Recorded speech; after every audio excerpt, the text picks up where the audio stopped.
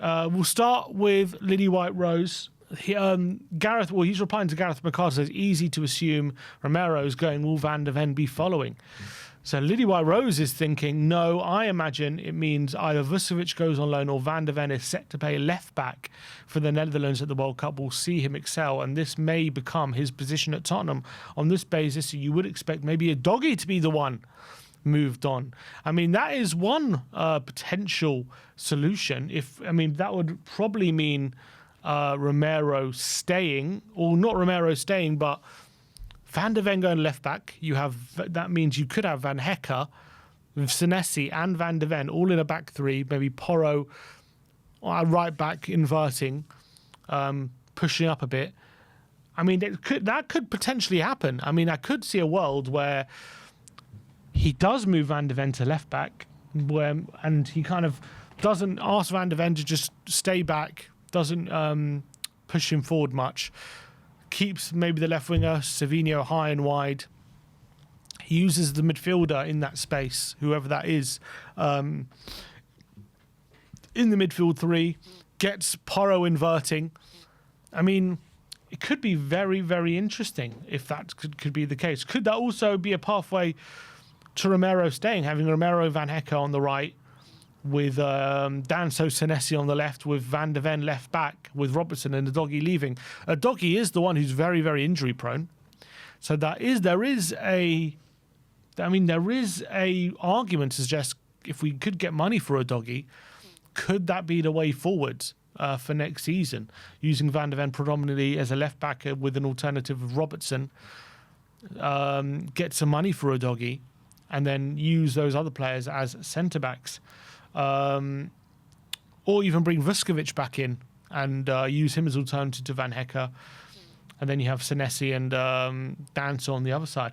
Very interesting prospect. I don't think that's what we're going to do. I do think Occam's razor is probably going to be in effect here, and that is that Van Hecke is probably just a natural replacement for Romero, and Van Hecke and Van de Ven are going to form a partnership. And then Senesi plays backup. That's probably the most likely, but you have to say Senesi is a very good player, and he hasn't come here to sit on the bench after a stellar season at Bournemouth. So I do wonder what De Zerbi plans for Van Hecke and Senesi next season. We'll have to wait and see. Scouting Stats has done a bit of a scout report on Jan Paul Van Hecke. He says Spurs have had an opening bid for Jan Paul Van Hecke, rejected, but talks continue, and the man pushing for him knows him well. De Zerbi had Van Hecke in Brighton and now wants to build his team backline around him, likely replacement for Romero. So how do the two compare?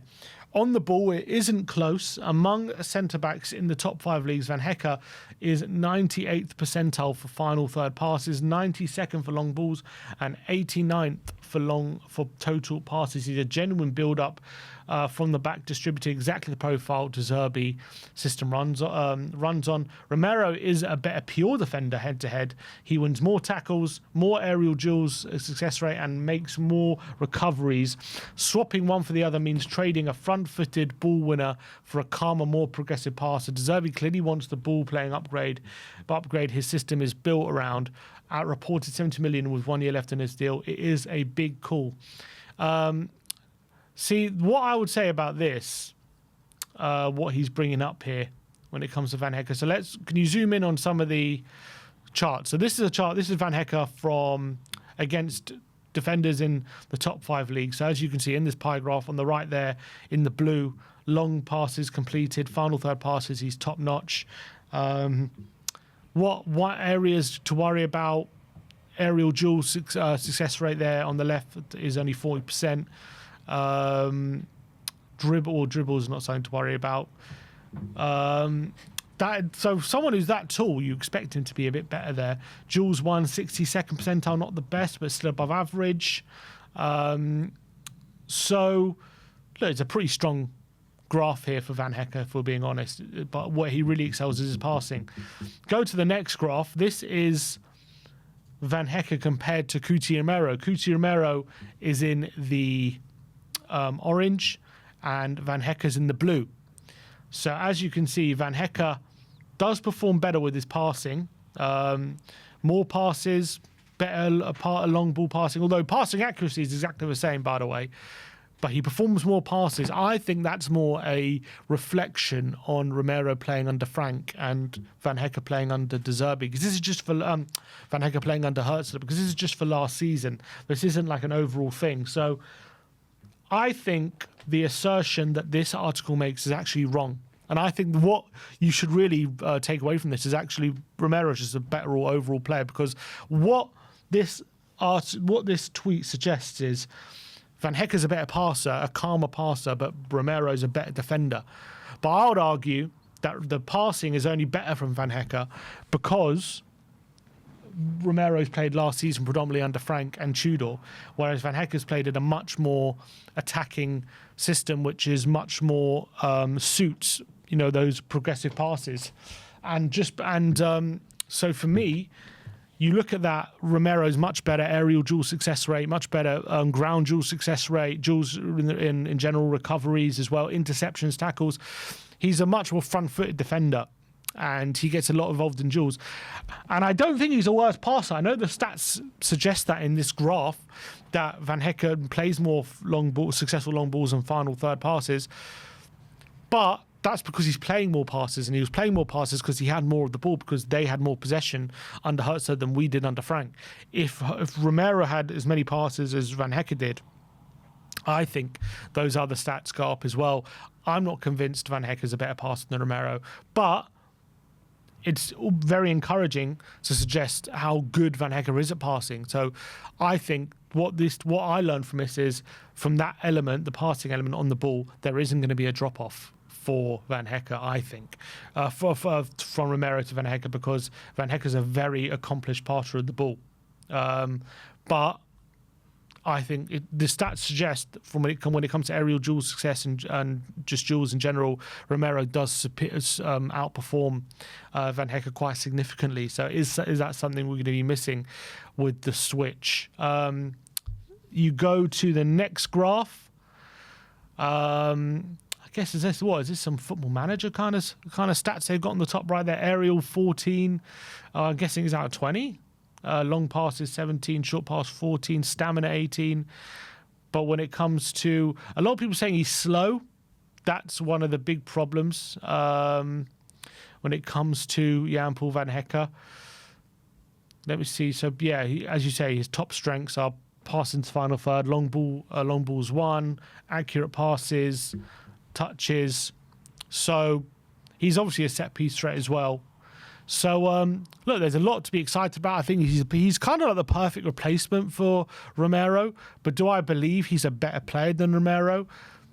No, but I do think he's a very accomplished replacement. And I think, as I've always said, I think we're going to find it very, very difficult to replace Romero with a better player than him. So to find a player like Van Hecke, who's doing so well in the Premier League and is maybe just as good a passer or not even that much of a drop-off, is a good find, in my opinion.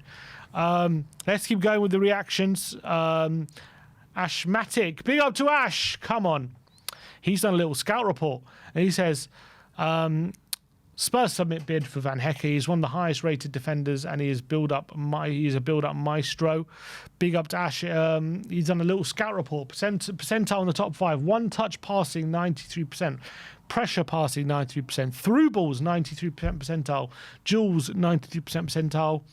Positioning, 93%. And one-on-one defending. So if you can make the scout report a bit bigger, yeah, you can see there. You can see his heat map. This is all coming from SofaScore. His heat map, you can see on the top right-hand corner there, covers a lot of ground. Very comfortable on the ball in the opposition half and in the middle part of the pitch. You can see some of his stats here. He's done a strong signing for Spurs. 8 out of 10. That's what he he says his.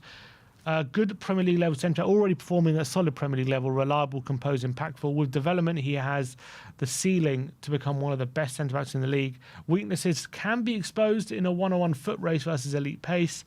Occasional lapses in concentration. Needs to add more physical dominance. So those are things he could all work on. Yeah, it's kind of what I gather from Van Hecke is for such a big physical tool player, he could work on using those physical traits to really dominate his opponents. Maybe a bit like Van der Ven, who kind of, when he first came, he's 6'4", so tall, but wasn't so aerially dominant. And maybe that's something he could work on. Spencer Mossman says, 70 million for Jan-Paul Van Hecke seems ridiculous, but I'm not sure it is. An under-discussed theme in the Premier League is that the centre-back own the responsibility of progression more so than any other league. This was the case for De Zerbi at Brighton. 3 centre-backs in the league for the league's top 20 for a shared team progression in both seasons. Non-scientific evidence of this trend beyond De Zerbi being that there are only 3 Premier League midfielders in the top 20 for team share of progression in the top 5 leagues, but 8 centre-backs. Having Senesi and Van Hecke is a build-up and squad-building cheat code, but it's also an advantage to have two of the 3 best 3 or 4 prime-age progressive centre-backs in Europe, because it means your rivals can't. Also means midfield recruitment can be less rigid. The type of player to be brought in, if any, can have a wider range of skills. This does require an understanding that transfer fees are simply just more expensive now. The old saying, run into an arsehole in the morning, you run into an arsehole. Run into an arsehole all day, you're probably the arsehole, applies in a funny way. Repeatedly keep being shocked by quoted transfer fees. Maybe it's you that needs to recalibrate. There are, of course, reasons to not like this. I'm not saying it's perfect. He's not super mobile. His contract expires in a year unless there's a back channel knowledge by all parties and agreement here is imminent. But on the whole, one of the best centre-backs in the league in his prime. This profile will never, ever be cheap. And he's posted a graph here. This is the share of teams' progression in the value. And this is in Europe's top 5 leagues. And sitting top of both is Van Hecke and Marcos Senesi, who will both, well, hopefully Van Hecke will, but Senesi will definitely be playing his football at Tottenham next season.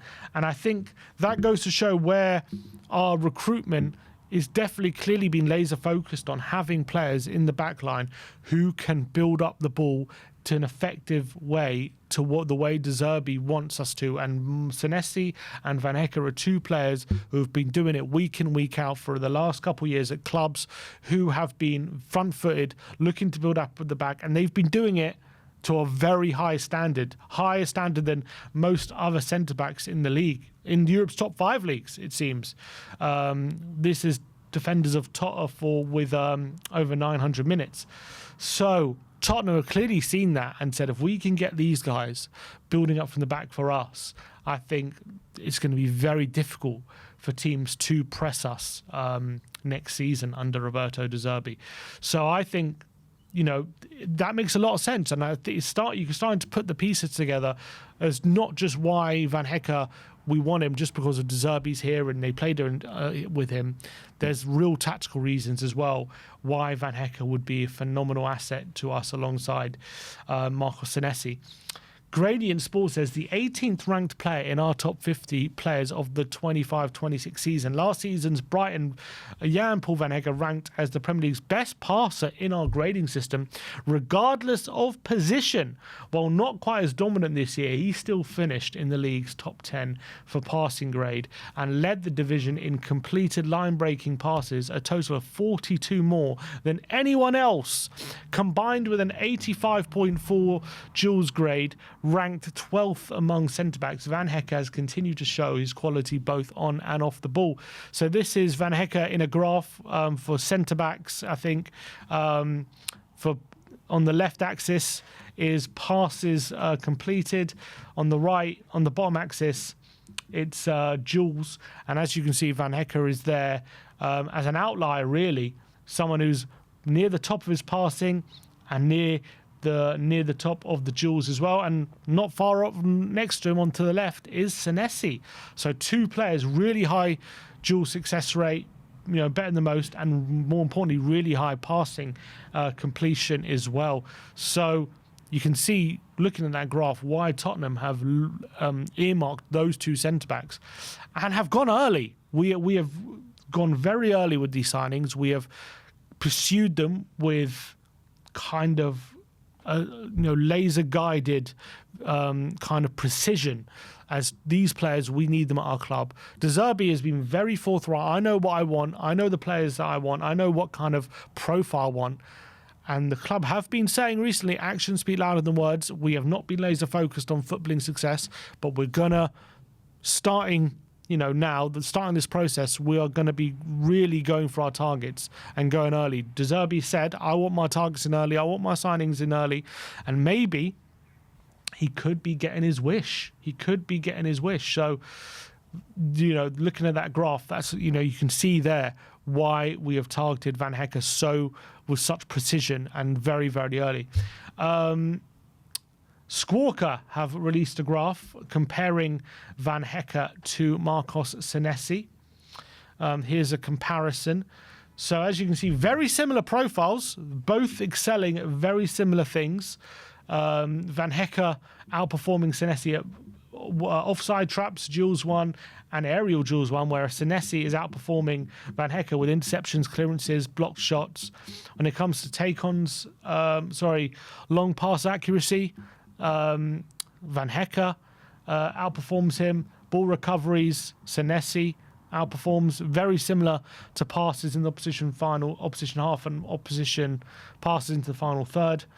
But as you can see, profiling very, very similarly, Senesi and Van Hecke. So clearly we're going for a very specific type of centre-back, someone with extremely high effective build-up play and really strong within the duels as well. And you can see that from the data that's been laid out in front of you. Very specific profiles we are going for in the centre-back kind of role, especially in replacement to Romero, and as well to add to our centre-back roster. Brighton Buzz has been tweeting. He's a Brighton fan account. He says, Van Hecke feels open to a move to improve his career, but at Spurs, someone please explain this to me. And he says downward trajectory. He's now, actually, you know what? I just went to open up the tweet and it seems he's now deleted it. So maybe he's been put in his place. Here's the reality, guys. We had Bournemouth fans saying the same thing about Senesi. You've now got Brighton fans saying the same thing about Van Hecke. Spurs finished 17th.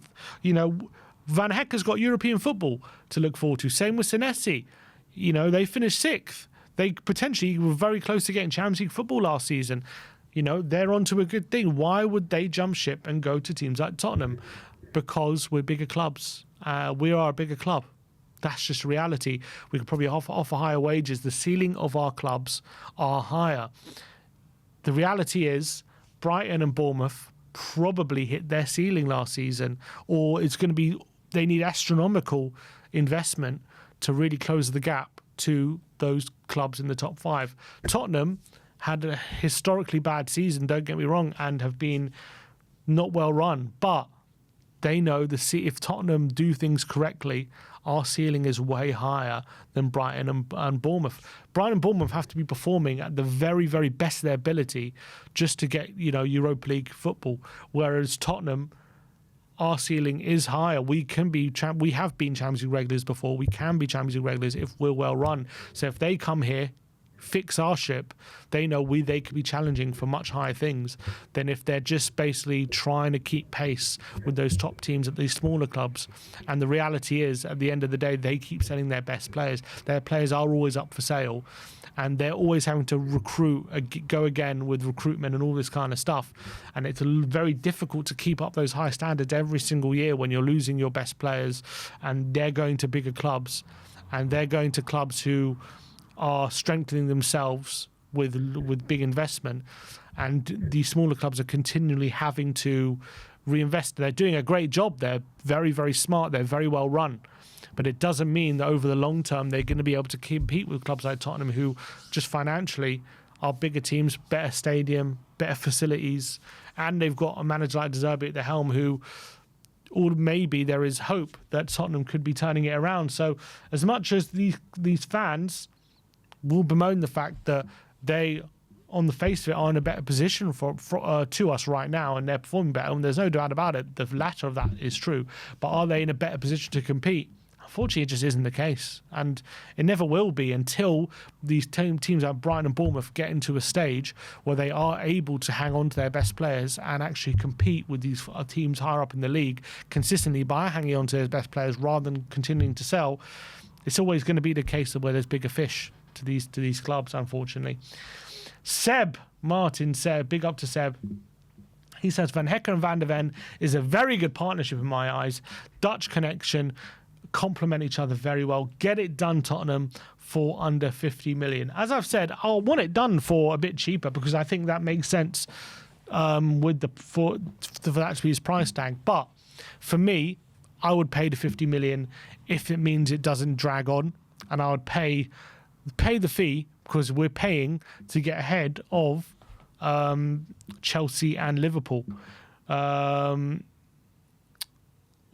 paying. One sec. We're paying to get ahead of the competition. We're paying a bit of extra money. Yeah, for me, I think it's worth spending the money to get him in early. Right, next up, it's Kish. Big up to Kish. He says Spurs summer window is going to show everyone that being a Big Six club isn't about where you finish. Hilarious that people said Spurs are no longer Big Six when they finish back-to-back 17th. Go nab Senesi and Savinho and Van Hecke.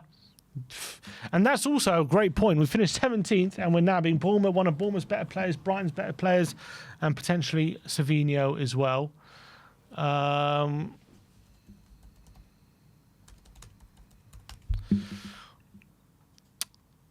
Next up, we have another chart showing why we have targeted Senesi and Van Hecke.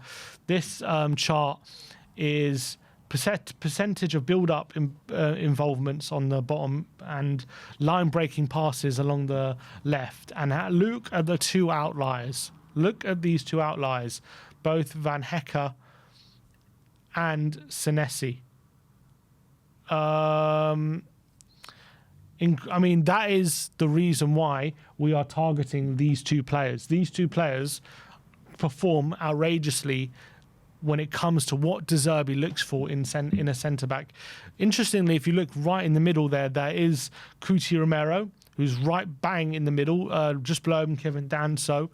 Romero maybe not as high as he could be. I would say that is more to do with how we've been playing rather than Romero himself. I think put him in a different system, he would be performing very similarly to the likes of Senesi and Van Hecke. But the fact that Senesi and Van Hecke are such key outliers there, that just goes to show how effective they are at the role that we want them to play. So just look at that graph there. They outperform everyone in build-up, and they outperform everyone by a lot in line-breaking passes as well. So we're going to have two of the best ball-playing centre-backs in the league joining our football club potentially this summer. Time to get excited. I think we're going to be so press-resistant, no one's going to be able to press us with those two at the back. And finally, another graph here. This is Auto Spurs showing Van Hecke last season. As you can see, really performs really well in a lot of different metrics. Completed along the top here, passing the final third, progressive passes, through balls, progressive carries, all very, very strong. Long passes, defensive duels won, all this kind of stuff. So, look, that is Jan Paul Van Hecke. That is how the internet reacted. And also a bit of analysis of why we want Jan Paul Van Hecke at Tottenham Hotspur next season, why we're pushing hard to bring him before the window, before the window is even open and before the World Cup. I think, if it's outlined there, you can see why we want Jan Paul Van Hecke.